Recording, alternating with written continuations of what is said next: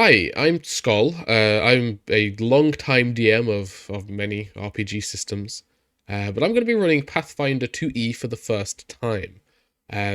Typically, I am a heavily homebrewing DM, but since this is a new system, I'm going to be running adventure paths. I'm going to be starting with the Abomination Vaults, and I thought it'd be really fun to document my progress in the form of campaign diaries as I take my 5 wonderful players through this adventure path. During these campaign diaries, I'll be talking about how I feel the sessions went, how my party reacted to certain encounters, how I've changed the adventure from what is written in the module, and how I feel the general quality of the adventure path is.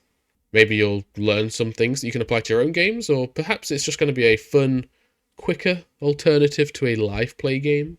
This probably goes without saying, but spoiler warning for the Abomination Vaults. If you're planning on playing this game at some point, then maybe don't watch. Send it to your DM though. He could learn something fun to improve your games. Before we begin, let me introduce my players and their characters. I'm likely going to be saying both names interchangeably, so probably best you know the name of the character and the name of the player. Firstly, we have Mei, our Kitsune monk, who is played by Zoe. We have Rock, our human rogue, who is played by John. We have Milo, our human thaumaturge, with a little bit of magus dedication. They're played by Max. We have Sesto, our gnome summoner, played by Sam. And we have Ornifex, the Tengu cleric, played by Tina. Quick disclaimer, aside from May and Ornifex, whose artwork was drawn by Tina, we don't own the artwork used to represent the other characters. Alright, so session 1 of the Abomination Vaults. So, while this is the first session of the Abomination Vaults, we have been playing the beginner's box. I'm not going to bore you with the learning of the game, so we're just going to skip past the first hour or so as they finish off the beginner's box and level up to level 2.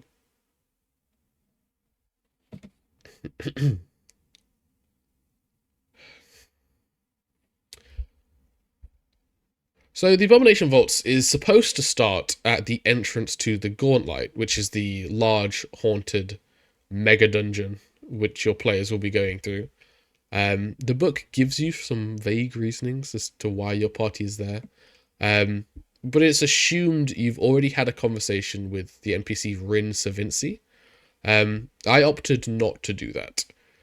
Since we just wrapped up the beginner's box mid-session, it would have been pretty jarring to pull my players out and then put them back in at the start of a dungeon. So instead, I gave the players 1 week of downtime. This is the first time we've done downtime, so we spent a few minutes going over the rules, and then the players took it in turns, choosing what they would like to do with their week off. Yeah, I guess set our market, sell this cool stuff, and flaunt our wealth. Firstly, they wanted to sell the loot that they got from the beginner's box. They had a handful of treasure to sell, as well as a couple of items that they can't really use at the moment, such as the smoking sword that you get at the final boss. While we have been role-playing shop encounters in the past, I felt like because this took place during downtime, it was probably best to just keep things moving and just sell the items out of game. But after the items were sold, we got onto people's personal decisions on what they wanted to do. Can I work as a substitute teacher? Milo went first and decided to earn income by teaching the children at the Inkelholtz Manor. Typically, you would need a relevant lore skill to be able to do this, such as science or history. However, he has the diverse lore feat, so he could use his esoteric lore to teach the children instead, which he flavored as basically telling them spooky monster stories. I'm not sure how the teacher is going to feel about that, but we'll see. He was successful and gained 7 silver pieces. So, in hindsight, we did this bit wrong. He did this job for the entire week. At the time, we thought that the price given, based on the level and your success rate, was how much you got for the week. That is incorrect. That is per day. So you roll once, and then for however long you do it, you get that piece of money every day. So yeah, we did this wrong for everyone during this downtime. So you will hear repeatedly wrong numbers for the next few minutes. But just know that we know now, and it has been amended. What are you doing with your week? I would like to attempt to gain a contact. Gain a contact, okay. Rock is a ex-policeman from Absalom. And he wanted to get in the right kind of crowd to basically get some snitches on side, shall we say. So he attempted to gain contact. Unfortunately, his diplomacy roll failed. So after the end of the week, he hadn't managed to win the right crowd around, shall we say. I'll go obviously go to the market. Next, Sesto took 2 days of long-term rest, and then after healing up, decided he wanted to earn income from the market due to his backstory connection with it. His family is a family of merchants that have, for a long time, sold at the Atari market. So he acts as muscle, using his Eidolon, which is a large black wolf called Tiny, to do intimidation checks. He critically succeeded, so despite the lower level that I gave the market, he gained 7 silver pieces as well. Again, this was wrong. He should have more, and we will amend it next session. And then I'm going to hang out with Rin, helping out in her shop. So earn income there, I guess. May wanted to earn income at Rin's shop. Normally this isn't an option. However, due to her backstory giving her a very, very close friendship with Rin, I allowed her to do manual labor in the form of a athletics check. She did fail this roll though, so she earned very little, only 2 copper pieces. Yep, still wrong, I know. I would like to study the stars in this area. Ooh, okay. I wonder, would it fall under practical research? Lastly, Ornifex chose to do practical research by studying the stars. This is because she is a follower of the Cosmic Caravan. I made her do a religion roll due to this fact, but sadly she just failed, so was unable to learn anything new and didn't unlock any new character options. I'm not confident that practical research is supposed to be used in this way. However, because we are all very new players, and this is the first tabletop RPG that Tina has played in general, I'm trying to be nice and accommodating. So I think I'm going to create a timeline for her, where after a successful week of practical research, she unlocks maybe one of the uncommon spells on her spell list. Another 2 weeks of practical research, she unlocks another, and kind of give her almost like a skill tree that she can work along by doing practical research, if that is something she wants to commit to. Once the mechanical part of the downtime was done, I began to plant the seeds of the campaign with a little bit of roleplay. During this week, you catch her quite often, looking quite distracted, staring off into the northern sky. Whenever you bring this up to her, she often just is quite dismissive and blows off the topic, and then tries to sort of catch on with whatever you were talking about before she just zoned out. But on this 7th night, you see a look of genuine concern on her face. Mate, darling, could you round up your little friends and bring them here, please? Yeah, I mean, I can do that, but is everything all right? You've not been yourself recently. Well, there's something that I need someone to look into, and you and your friends are the only ones available right now, as far as I'm aware. And it's probably nothing, so I don't want to bother the garrison with it, but I'll tell you more about it once everyone's here. Typically, I would have just had the party group up and gone straight into this conversation with Rin. However, we're very early in the campaign, and I feel like it's good to give the players time to explore their day-to-day lives at the start of a campaign when everyone's new to their characters, kind of establish their roleplay with their family members or close friendships. So we ended up having the group go from door to door, picking up each person with a small bit of role-playing. We started with Sesto. Sesto has a very close, kind family. they are extremely supportive, and as such, it was quite a nice, very homely send-off for Sesto to go out with the group and see what's up. In contrast to that, Milo, his backstory is kind of solely focused on his bad relationship with his father. Gregory is a very militaristic, martial individual, whereas Milo, being a thaumaturge with a bit of magus, is a bit more bookish, a bit more intelligence-focused than, swords and shields.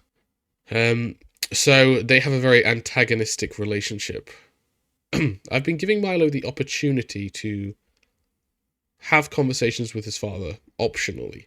I'm allowing him the chance to basically sneak past his dad when he's entering or leaving the house, to see how Milo is dealing with the antagonistic relationship.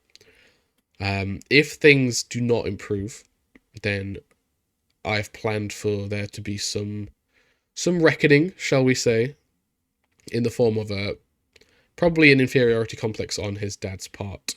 As a main character, as a player, Milo is going to outrank and outperform his father relatively quickly. Probably by level 4, he will be stronger than his dad. And seeing as this bad relationship is based on Gregory not thinking Milo is safe out there and is not taking the world seriously, that is going to develop into a inferiority complex as his son surpasses him with different strategies than he is willing to accept. As it happens to be, Milo keeps choosing to not take these conversations with his dad and not try and fix the relationship, so we'll see what happens. I do have plans for a pretty dramatic climax to the story, but stay tuned for that. It won't come for a while. Your mum stands in the doorway with a strained smile, and lets you prepare yourself. But before you can exit the room, she sort of stops you and shouldn't you ask your father if this is okay? Nah, I'm pretty sure it's fine. He did want me to man up, and I think this is in line with that. So I'm just going off of how to say previous orders. Okay.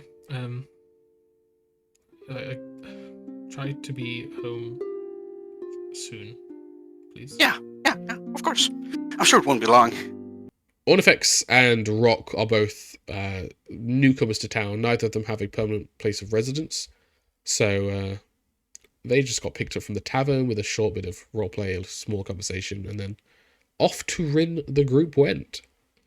Once the group had been rounded up, Rin asked the group what they knew about the town's founding.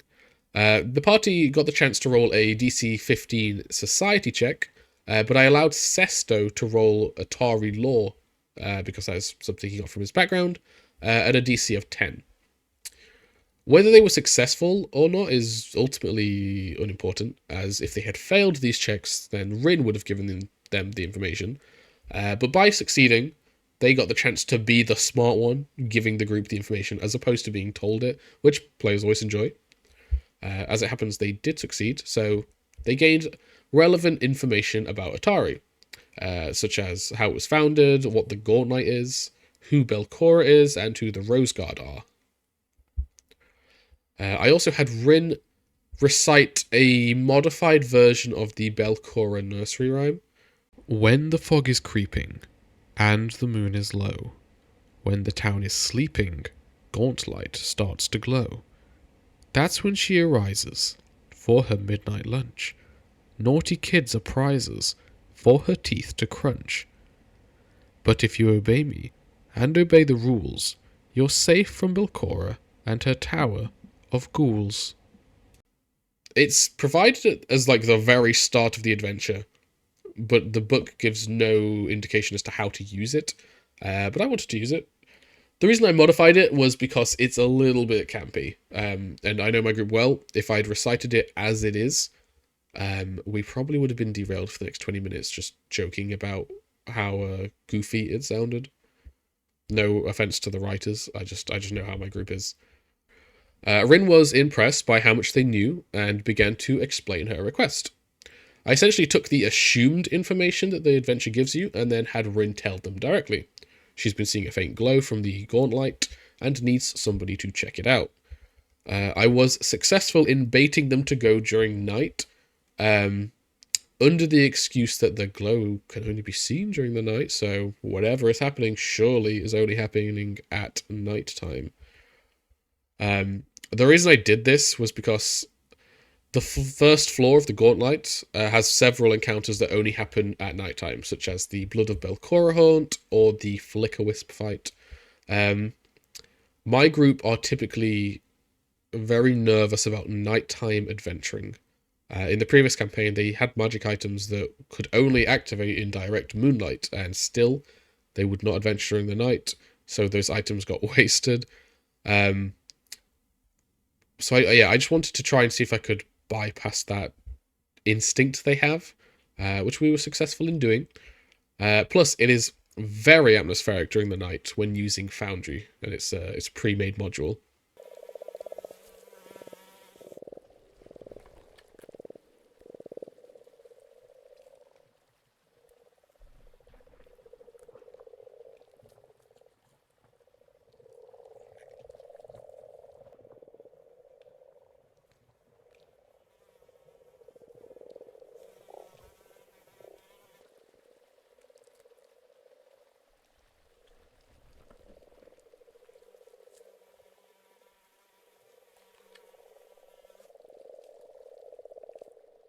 After a short 20-minute walk from town, which we summarised in a few quick lines, we reached the original starting location of the Abomination Vaults, as determined by the module.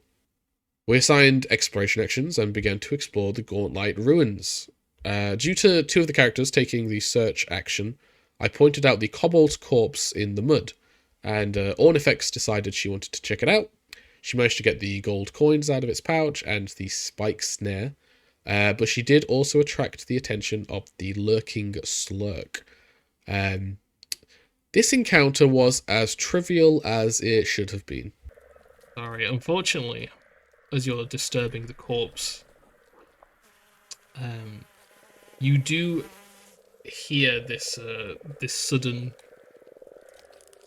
horrible squelching sound as the mud begins to shift, and something begins to rise out of the dirt. Oh no. Oh no. He does a grumpy face. The fight opened in an initial trade of ranged attacks between Ornifex and the slurk. Ornifex used needle darts to pepper the beast in sharp, black raven feathers, and the slurk returned fire with its slime squirt attack, encoding her in entangling slime. I then had it slide forward and bite into Ornifex, crushing her feathery arm. Pushing forward immediately proved to be a terrible tactical decision, though, as the entire party surged around the slurk and began stabbing, smashing, and punching their way through its HP. A critical hit from Rock tore through its health by dealing 18 damage, and by the time we were back to the slurk's turn, it only had 10 HP left. It was obvious at this point that the slurk is not going to be posing any kind of real trouble, so I had it use all three of its actions to belly grease, which covers the surrounding area in a very slippery grease, making it difficult to move without rolling a successful balance check. Sure enough, on Sesto's following turn, his Eidolon Tiny finished the creature off with a max damage pounce attack. I did get to troll the party for a little bit, as Ornifex took several attempts to get out of the slippery grease. Oh, Carefully step out of the liquid. Just keep trying until you get free. Oh, that's also cool. You're still slipping and sliding on the spot. It's very impressive because it's now been 18 seconds of you slipping without falling over, to be fair. Okay, let's go again. Oh, Oh, no. God. Okay, time to do this. Alright. Yeah. That is enough. You manage to very carefully steady yourself and shuffle out of the slime.